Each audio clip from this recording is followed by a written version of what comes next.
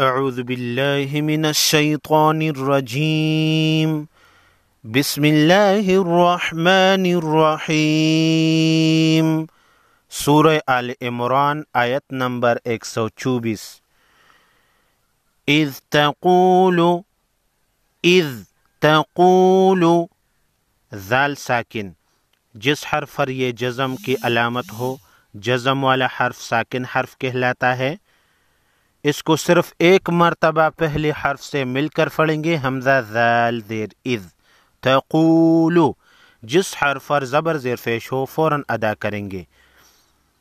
جس حرف کے ساتھ واو ہو، واو ساکن سے پہلے پیش ہو، واو مادہ کہلاتا ہے۔ ایک الف کے مقدار کھینچ کر پڑھیں گے۔ قاف ساکن کو ہے، قاف کو موٹا پڑھیں گے، حروف مستعلیہ میں سے ہے۔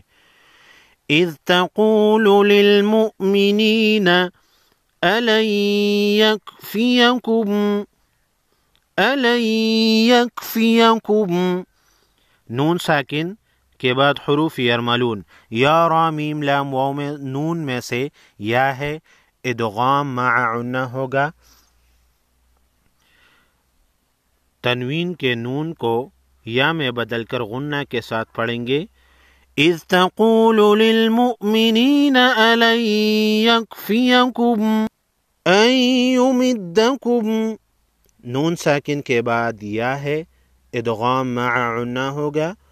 ربکم أن يُمِدَّكُمْ ربکم، را پر زبر ہے، را کو موٹا پڑھیں گے۔ بثلاثة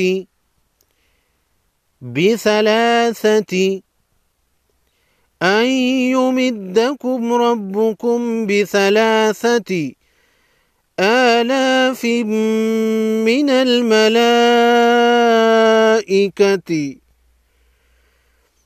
آلاف، تنوین کے بعد حروف یرملون میں سے میم ہے، ادغام مع عنہ ہوگا۔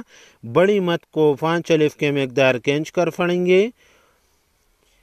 بثلاثة آلاف من الملائكة منزلین، نون ساکن کے بعد حروف اخفا میں سے زا ہے، ادغام اخفائی حقیقی ہوگا۔ أن يمدكم ربكم بثلاثة آلاف من الملائكة منزلين صدق الله العظيم۔